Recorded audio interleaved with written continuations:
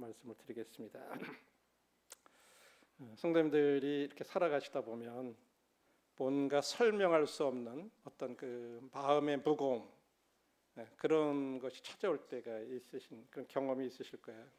몸은 참 이렇게 멀쩡한데 뭔가 마음이 눌리고 모든 기운이 빠져나간 것 같은 어떤 공허함, 이런 가운데서 그냥 무기력하게 어떤 그런 삶을 경험한 적이 있으신지 모르겠어요. 근데 시편 32편에서 오늘 그런 것을 경험한 사람의 경험을 우리가 함께 생각해 보겠습니다. 그래서 오늘 말씀의 주제는 그 누름과 마름 속에서 피어나는 은혜다. 무슨 말인지 좀 이해가 안 되시죠? 누름과 마름 속에서 피어나는 은혜다.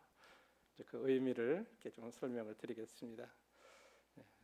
한마디로 우리들이 어떤 죄악으로 인해서 우리들이 마음이 참 눌려서 뭔가 우리들의 영혼이 메마른 그런 가운데 있을 때 우리가 그런 것을 하나님 앞에 자백하면 하나님께서 다시 우리를 회복시켜 주시고 하나님과 교제를 회복시켜 주시고 용서해 주시고 이런 것들에 대한 내용입니다. 그래서 제목이 누름과 마름 속에서 피어나는 은혜다라고 이렇게 말씀을 드렸습니다. 시편 32편 1절로부터 11절 말씀이지만 그 시간 관계상 제가 짧게 핵심만 읽겠습니다. 3절, 4절, 5절입니다. 내가 입을 열지 아니할 때에 종일 신음함으로 내 뼈가 쇠하였도다. 주의 손이 주야로 나를 누르시오니 내 진액이 빠져서 여름 가뭄에 마름같이 되었나이다. 여기 보니까 누른다는 말이 나오고 여름 가물에 마름이라는 말이 나오죠. 이제 거기에 그래서 누름과 마름 가운데 피어나는 은혜라고 하는 말이 바로 이제 이 말씀 속에서 나온 말입니다. 5절에 내가 이르기를 내 허물을 여호와께 자복하리라 하고 주께 내 죄악을 아뢰고 내 죄악을 숨기지 아니하였더니 곧 주께서 내 죄악을 사하였나이다. 이 시의 이 배경은 다윗이 자기가 뭔가 고백하고 거기에 대해서 용서를 받은 것에 대한 그 경험을 이렇게 노래한 시입니다. 그래서 자신의 죄를 고백한 경험 얘기하고 나서 하나님께서 용서해 주시고 이제 회복해 주셨다는 것에 대해서. 그런데 그러기 전까지 3절에 보면 자기 자신이 지은 죄에 대해서 침묵을 지켰다고 그렇게 말을 하고 있어요. 그 죄가 무슨 죄였을까? 우리가 아는 대로 아마도 이 밧세바하고 간음한 난 다음에 그 죄를 갖다 또 숨기기 위해서 어떻게 해요? 그 남편 된 우리아를 갖다가 전쟁터에 맨 앞에 내보내가지고 적군에 의해서 맞아 죽게 하는 그런 죄였을 거예요. 그리고 나서 이제 밧세바가 죽은 남편을 애도하는 기간이 끝나고 난 다음에 이제 밧세바를 데려오라고 그래가지고 자기 아내로 맞아들이고 그래서 그 아이를 낳게 되는데 이제 그 아이가 죽게 되는 그런 배경들이 있죠. 다윗은 그 당시에 뭐 내가 이렇게 한 거에 자신이 한 죄가 은폐됐고 숨겨졌고 성공했다고 그렇게 생각했지만 자기가 잘 그렇게 숨겼고 감춰졌다 그렇게 했지만 전능하신 하나님, 모든 것을 보시는 하나님 앞에는 그걸 숨길 수가 없었어요. 사무엘하 11장 27절에 보면 나단을 통해서 하나님께서 다윗이 행한 그 일이 여호와 내 보기에 악한 일을 했다고 그렇게 말씀하고 있어요. 하나님이 안 보신 게 아니에요. 다 가리고 다 자기가 숨기고 은폐하려고 그랬지만 너가 한 일이 진짜 악하다라고 다 보고 계셨다고. 그래서 하나님께서 나단을 보내서 그 은폐하려고 했던 그 죄를 갖다 다 지적하셨어요. 그런데 참 중요한 사실은 다윗은 그때 자신의 죄를 부인하거나 변명하거나 그렇지 않았어요. 오히려 죄를 그대로 있는 대로 이렇게 고백했다고 하는 거예요. 사무엘하 12장 13, 14절에서 그 내용을 볼 수가 있어요.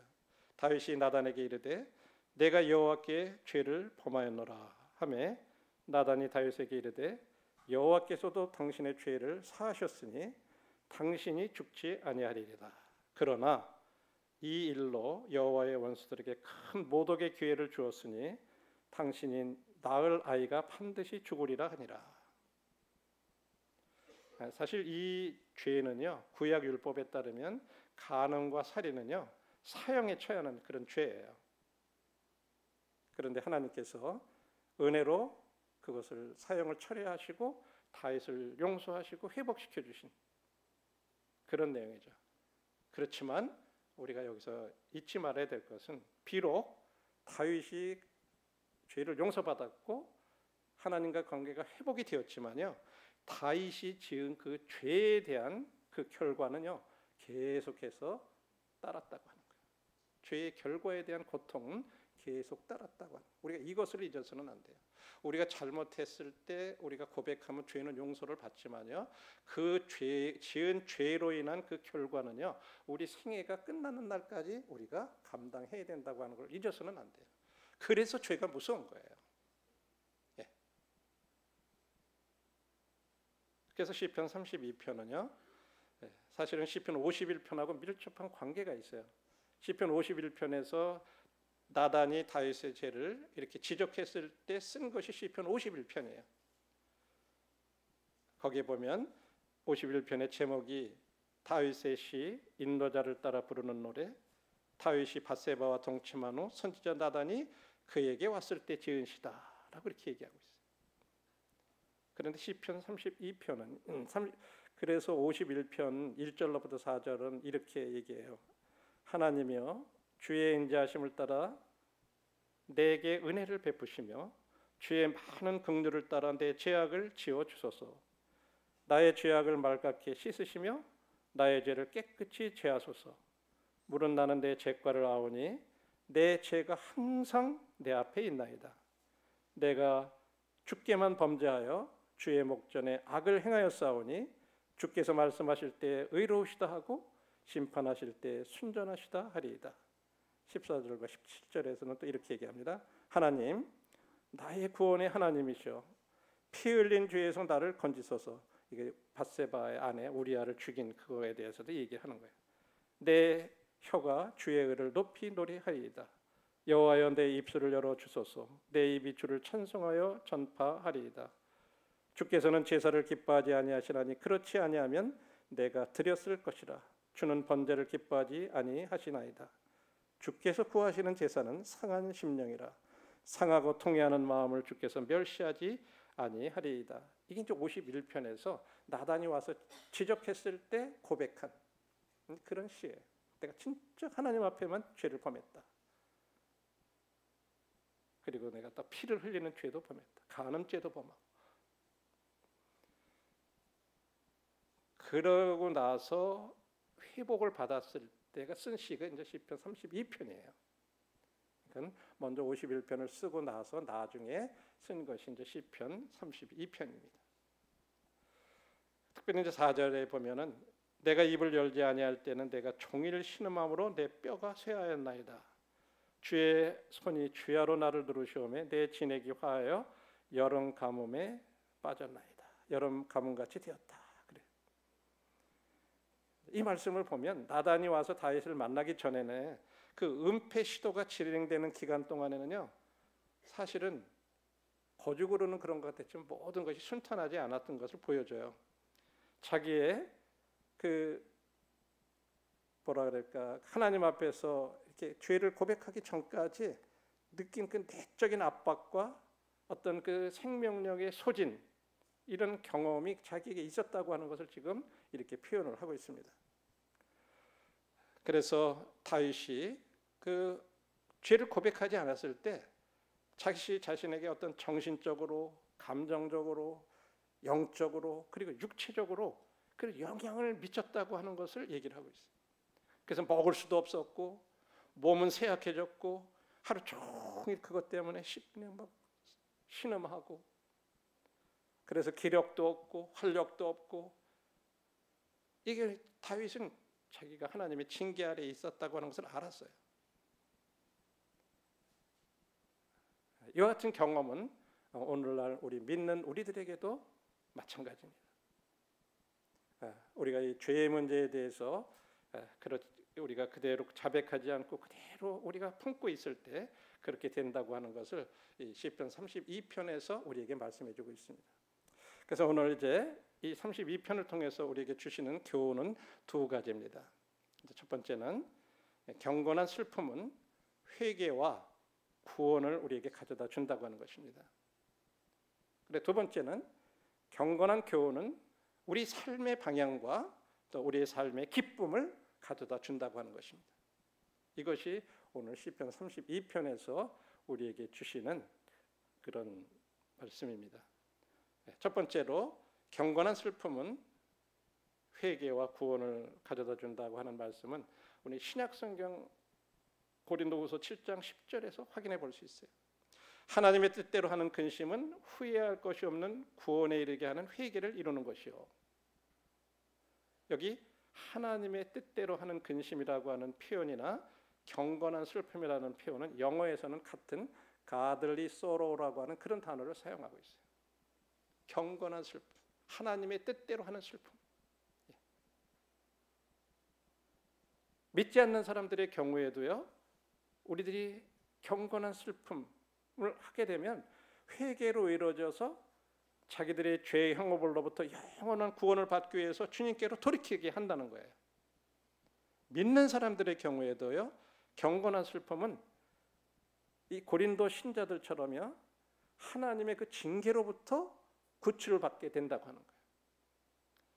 그래서 사실은 이 고린도후서 7장 10절의 말씀은 그 문맥을 이렇게 읽어보면 주님의 징계 아래 있었던 고린도 신자들에게 이것이 그들이 진짜로 잘못됐다고 하는 것을 하나님의 뜻대로 근심을 하게 됐을 때 그 징계로부터 벗어나게 되는 것을 말씀해주고 있는 말씀이에요. 그래서 저와 형제자매님들이 우리 삶 가운데 어떤 죄를 지었을 때 그 죄로 인해서 우리들이 하나님의 뜻대로 근심하게 하는 것은요, 굉장히 좋은 거예요. 그 뒤에서도 말씀 계속 드릴게요. 여기 4절에 보니까 주의 손이 주야로 나를 눌렀다 이렇게 표현해요. 다윗은 자기가 하나님의 엄중한 징계 아래 있다고 하는 것을 깨달은 거예요. 주의 손이 나를 눌렀다. 그래서 그렇지만 그와 같은 하나님의 징계는 그 목적을 이루었어요. 그래서 다윗의 그 경건한 슬픔은 그의 죄를 회개하고 그 징계에서 구출받는 그런 결과를 가져왔다고 말하고 있어요. 여기서 말하는 이 구원은 죄의 결과가 제거되었다 하는 그런 의미가 아니에요. 다윗은 그 후에 많은 그 죄에 대한 결과 불운이 그의 생애 가운데 따랐어요. 그의 아들이 반역을 해서 왕자에서 쫓겨나야 됐고, 그 왕비들이 보는 그 자기 눈앞에서 그냥 백주에 동침하는 그런 것들도 겪어야 됐고, 그런 것들이 계속 따랐어요. 여기 주의 손이라고 하는 이 표현은 시적인 표현입니다. 히브리 시에서 주의 손이라 그랬을 때 그것은 하나님의 권능과 통치를 상징하는 그런 단어예요. 하나님의 손은 여기서 파괴하려는 손이 아니라 우리 죄인의 양심을 깨우치고 회개로 인도하는 그런 손이 있어요. 그래서 다윗은 그 손의 눌림을 밤낮으로 느꼈다고 이렇게 고백을 하고 있어요. 주의 손이 주야로 나를 누르셨다. 여기 누르신다고 하는 이 누르다는 말은 어떤 무거운 무게가 있는 것을 갖다가 이렇게 얹어놓는 그런 것을 의미하는 거예요. 무거운 상태를 계속하는 거예요. 그래서 하나님은 의도적으로 우리들이 죄를 범하면요, 무게를 더하는 그런 우리들의 죄인의 양심 속에 지속적으로 부담을 주시는 거예요. 오늘날은 우리 안에 계신 성령님을 통해서 하나님께서 그렇게 하세요. 계속해서 무게를 더하는 그런 것을 우리에게 더하시는 거예요. 우리 양심에 지속적으로 부담을 주시는 거예요. 하나님은 결코 죄를 묵인하시지 않습니다. 우리의 심령 깊숙한 곳까지 찾아오셔서 우리를 불편하게 만드시는 거예요. 그런데 그 불편함은 우리 하나님의 은혜입니다. 징계적인 은혜예요. 이게 참 감사한 거예요. 그래서 그가 경험한 것은 내 진액이 빠져서 여름 가뭄에 마른같이 되었다. 여기 이 진액이라는 표현은요, 우리가 이 나무를 보면 나무가 뿌리에서 이렇게 빨아들이면 그 수액이라는 게 있잖아요. 그래서 쭉 뿌리에서 올라와 가지고 가지까지 이렇게 다 올라가는 그 수액, 어떤 생명, 영적인 활력을 뜻하는 그런 단어입니다.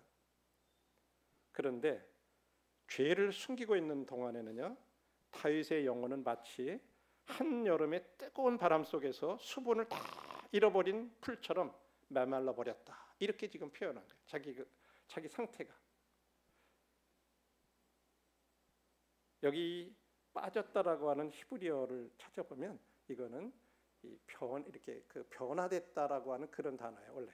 그래서 옛날 성경에는 내 진액이 화하여라고 이렇게 돼 있어요. 요즘 성경에는 이제 진액이 다 빠져버렸다라고 이렇게 표현했는데 그 안에 생명력이 있던 그 수액이 다 그냥 말라 비틀어져 버리는 거예요. 그래서 여러분들 그 뜨거운 한 이런 가운데 그 풀 자라는 풀들이 그냥 힘이 없어가지고 막 그런 거 보이시죠? 우리나라도 최근에는 이제 뭐 폭염이 와가지고 막 더웠고 그런 것들 어느 정도 더 실감이 가는데 여기서 말하는 이 여름 가뭄에 마른같이 되었다라고 하는 표현은요, 우리가 생각하는 이런 여름이 아니에요. 그 사막의 그 바람, 모래바람 있잖아요. 그 열풍이 얼마나 뜨거운지 몰라요. 여러분들이 거기 이스라엘에 가보실 때 그 바람이요, 막 완전히 이 피부가 막 갈라져요. 그 정도로 뜨거워요. 그 열기가요. 예. 그런데다가 비도 안 와봐요. 어떻게 되겠어요?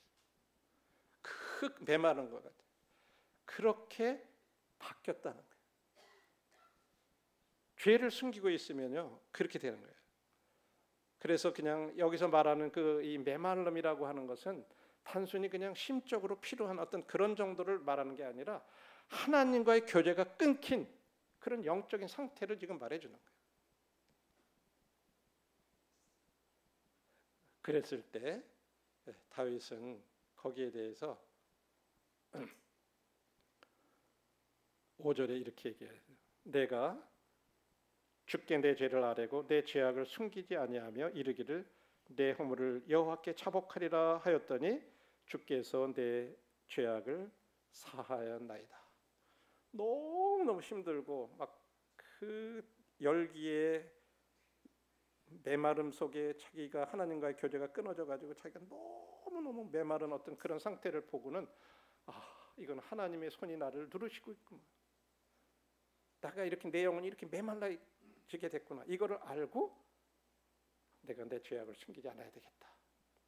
하나님 앞에 아뢰야 되겠다. 그리고 나아가서 아랬더니 주께서 내 죄악을 사하셨도다. 이렇게 고백해요. 자기가 경험한 걸 얘기하는 거예요. 여기서 사하다고 하는 말은 아주 특별한 단어예요. 그냥 뭐 죄를 지은 거 용서해 준다 하는 그런 단어보다는 그 무게를 갖다가 들어 옮겨 버렸다 하는 그런 표현. 그 꽉 눌렀던 그것을 갖다가 들어 올려서 옮겨 버리셨다. 제가 그걸 경험했다고 지금 얘기하는 거예요. 그것을 죄를 용서됐다 이렇게 표현한 거예요.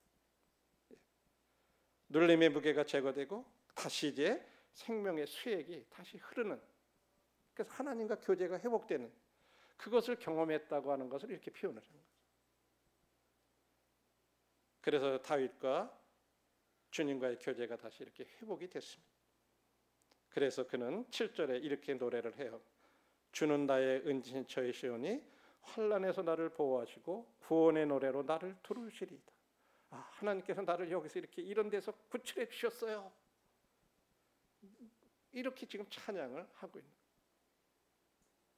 교제가 회복된 거예요.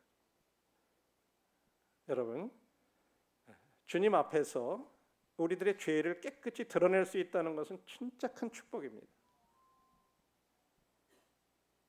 우리는 사실 어떤 죄 같은 것을 이렇게 드러내는 데 있어서 사람들 앞에 어떤 죄를 이렇게 드러낼 때 사실 100% 우리들이 드러내면 너무 부끄러워가지고 그냥 대충 내가 이런 정도의 죄를 졌어요 말은 할 수 있죠. 깨끗하게 딱 모든 거 드러낼 수 없어요.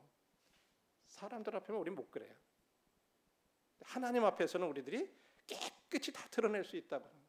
있는 그대로 완전히 다 드러낼 수 있다고 하는 거예요. 이건 큰 축복이에요. 또 더 이상 거짓으로 죄를 덮으려 하지 않아도 된다는 거, 이것도 굉장히 큰 축복이에요. 말한 것 같으면서 한쪽에는 조금 남겨놔. 그게 또 계속 마음에 걸려. 그렇잖아요, 우리들이. 그런데 더 이상 거짓으로 덮으려 하지 않아도 되는 거. 그것만큼은 감추고 싶었던 거, 그런 거 없, 그냥 완전히 다 드러내는 거. 그게 얼마나 축복인가. 또 경건한 슬픔과 회개의 결과로 내 죄가 주님의 피로 덮임을 받았다는 것을 알게 되는 것, 그것도 큰 축복이에요. 그것을 1절과 2절에서 다윗은 먼저 사실은 얘기를 한 거예요. 자기가 너무 좋았던 거라 앞부분에다가 얘기를 하고 왜 내가 이렇게 행복한 거 즐거운 건지 그것이 이제 3절부터 사실 얘기를 해가는 거예요. 허물의 사함을 받고 자신의 죄가 가려진 자는 복이 있도다. 마음에 간사함이 없고 여호와께 정죄를 당하지 않은 자는 복이 있도다. 먼저 사실은 이걸 앞부분에 얘기했던 거예요. 너무 좋았기 때문에 자기가 그동안에 그냥 죄를 가리고 있을 때 너무너무 괴롭고 막 그래가지고 마치 여름 가물에 마른같이 그냥 자기 영혼이 너무 날라 배틀어지고 막 그랬는데 하나님께서 그런 것을 내가 다 드러냈고 하나님 앞에 더 이상 변명할 것도 없고 다 깨끗하게 해주셨고 그러니까 나는 진짜로 행복하다. 내 허물의 용서를 받았고 죄가 가려졌고 마음의 간사함, 변명하고 그런 것도 이제 있을 수 없고 하나님이 나를 더 이상 정죄하지 않는 이런 사람이 내가 됐다. 그걸 얘기한 거죠.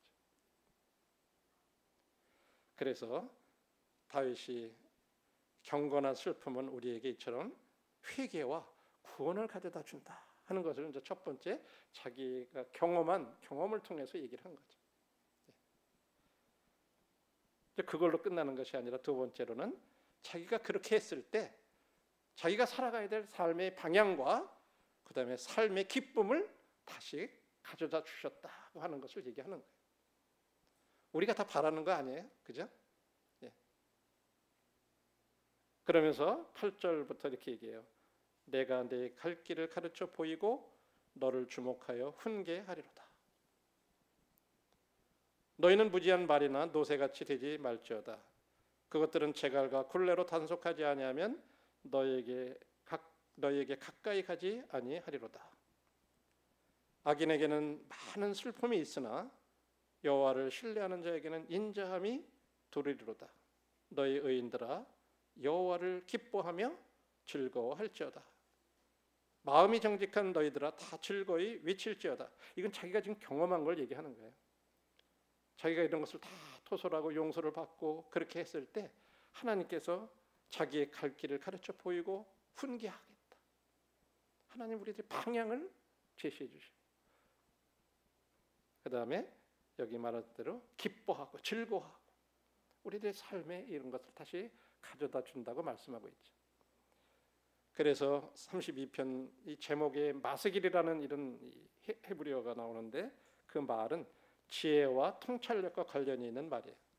또 경건한 훈계와 밀접한 관련이 있는 그런 단어입니다. 그래서 하나님의 눈으로 안내를 받고 방향을 제시받는다면 이게 얼마나 큰 축복입니까? 우리가 하나님의 말씀에서 훈계를 받고 따를 때 이와 같은 것이 가능하다고 하는 것을 말씀해 주고 있습니다. 그러면서 9절에서 지혜가 없어서 무지해서 그냥 제갈이나 굴레로 탄속하는 그런 말이나 노새처럼 너희들의 삶이 그렇게 되지 말아라.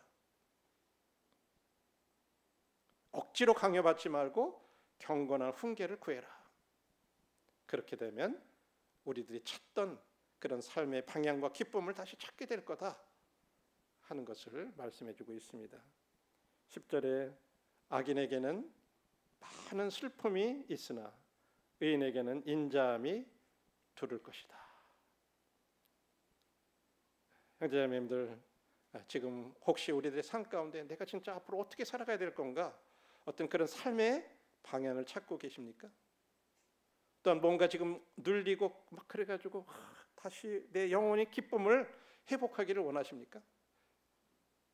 우리는 다윗이 경험했던 것처럼 우리들이 경건한 교훈, 말씀으로 우리가 다시 교훈을 받게 되면 그런 방향도 찾고 우리들의 삶의 기쁨도 다시 회복할 수 있다고 말씀하고 있어요. 이건 다윗이 경험한 거예요. 그렇다면 우리들도 경험할 수 있다고 하는 거죠. 이제 이와 같은 두 가지 교훈을 생각해봤고, 이런 것들을 우리들의 삶 가운데 실제적으로 적용하는 문제들에 대해서 한번 생각해 보겠습니다. 첫 번째로, 하나님의 눌림은 하나님이 우리를 이렇게 누르시는 거, 무게를 더하시는 거, 이런 것들은 우리를 갖다가 파괴시키려고 그런 것이 아니라 우리를 회복시키려고 하는 전조라고 하는 거예요. 여러분, 사단의 송사를 우리 속지 마십시오. 사단은 너는 이제 끝났어. 너가 그렇게 잘못했는데 너가 무슨 소망이 있고 무슨 체면이 있어. 그러면서 우리들 하여금 하나님을 바라보지 못하게. 너가 그렇게 괴로움 당하는 건 너가 잘못했기 때문에 너가 당하는 거야. 이렇게 우리들이 그렇게 얘기해요. 그러나 하나님이 우리를 눌러 괴롭게 하시는 그 손길은요, 사실은 우리를 죄에서 건져내시려는 그런 손길이라고 하는 거예요. 그렇지만 중요한 것은 우리가 회개하지 않는 한 그 눌림은 멈추지 않는다고.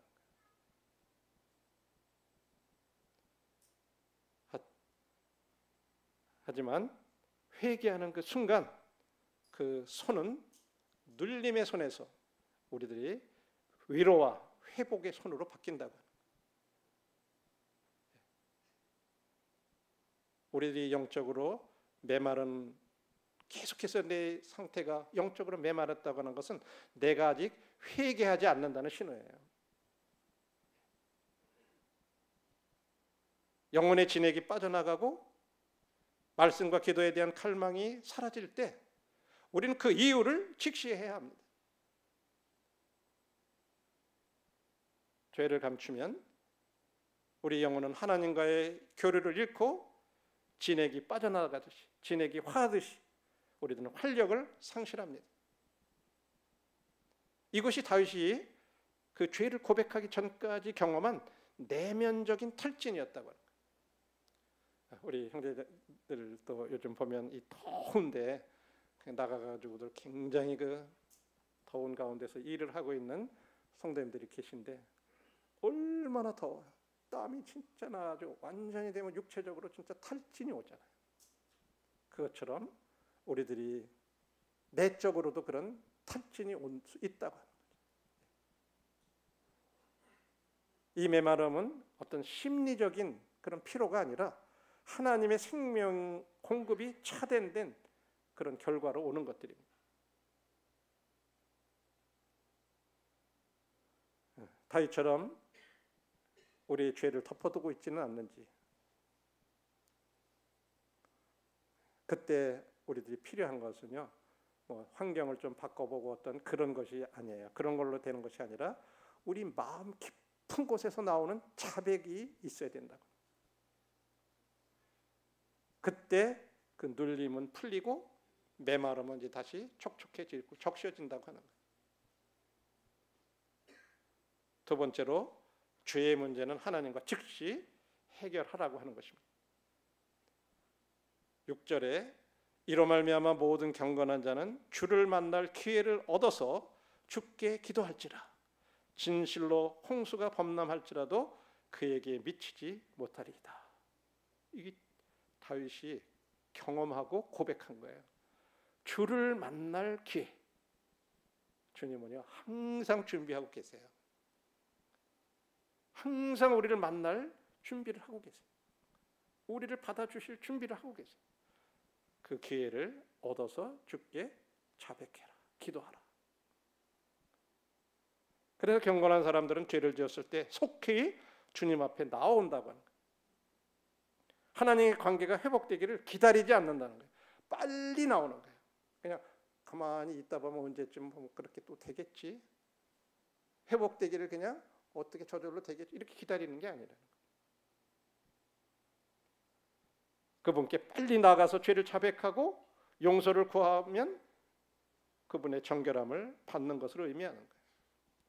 예, 저희들이 잘 아는 요한일서 1장 9절의 말씀대로 만일 우리가 우리 죄를 자백하면 저는 의로우고 미쁘시고 의로우사 모든 불의에서 우리를 깨끗게 하실 것이요. 이것이 약속입니다. 요한일서의 말씀입니다. 만일에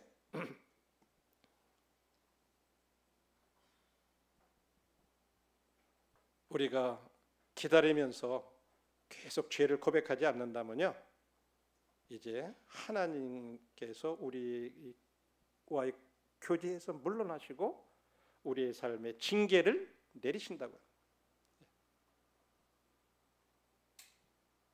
뿐만 아니라 우리와 주님 사이에 더 큰 간격을 두는 큰 징계의 물결을 경험해야 할 수도 있습니다. 여기 보니까 홍수가 범람할지라도 라는 표현이 있어요. 6절에 큰 징계의 물결이 올 수도 있다고 하는 거예요. 시간이 지날수록 그러면 다시 돌아오기가 더 어려워져요. 죄의 문제를 즉시 해결할 때 주님은 우리들에게 그런 큰 물결의 홍수나 다른 재난을 사용하실 필요가 없습니다.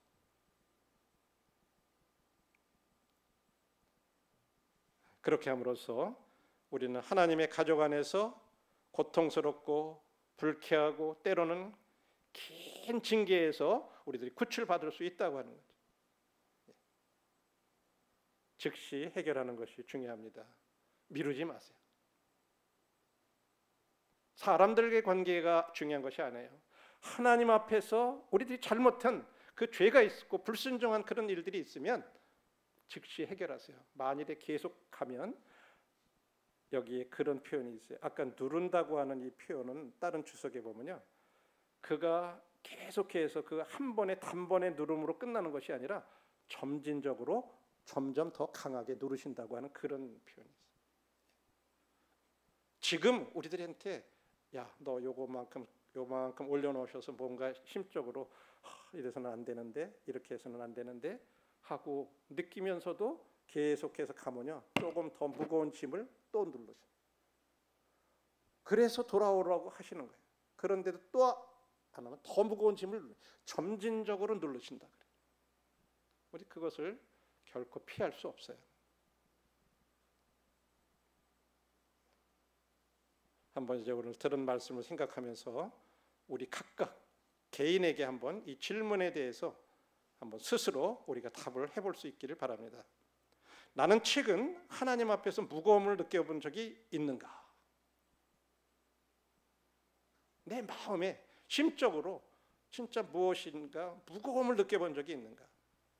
그 무거움의 이유를 기도 가운데서 나는 분별했나? 왜 이렇지? 왜 이럴까? 왜 이렇게 무기력할까?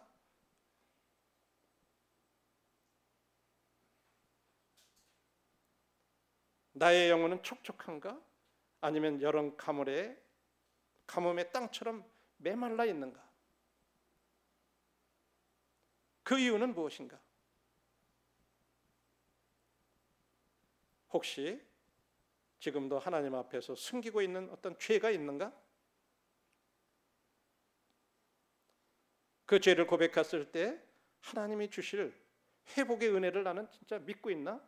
아니면 나는 안 돼. 나는 이제는 도저히 불가능이야. 가망성이 없어. 이렇게 하고 있는가? 고린도전서 11장 31절에 보면 우리가 우리를 살폈으면 자신이 자신을 살피면 판단을 받지 않는다는 말은 심판을 받지 않는다는 그런 표현이에요.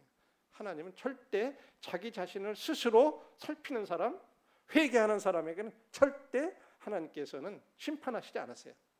문제는 우리가 고집을 피우고 계속해서 거기에 머물러 있기 때문에 계속해서 무거움을 당하는 거예요. 눌림을 당하는 거예요. 그래서 우리들의 영혼이 메말라지는 거예요. 결론의 말씀 드리고 마치겠습니다. 하나님의 손이 우리를 무겁게 누르실 때 그것은 은혜의 사인이라고 하는 거예요. 지금 나를 누르고 있다고 하는 이 사실은, 그 손길은 나에게 은혜를 베풀기 위한 하나님의 은혜의 손길, 사인이라고 하는 거예요. 그걸 거절하시면 안 돼요. 하나님의 손이 무겁게 눌려올 때 그것은 멸망시키려는 손길이 아니라 살리려는 손길이에요. 나를 살리시기 위한.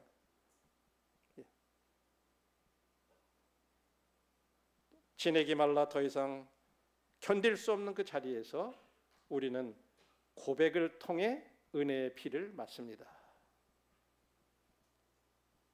그 비가 여름 가뭄에 땅을 적시듯 하나님의 용서가 메마른 영혼을 살립니다.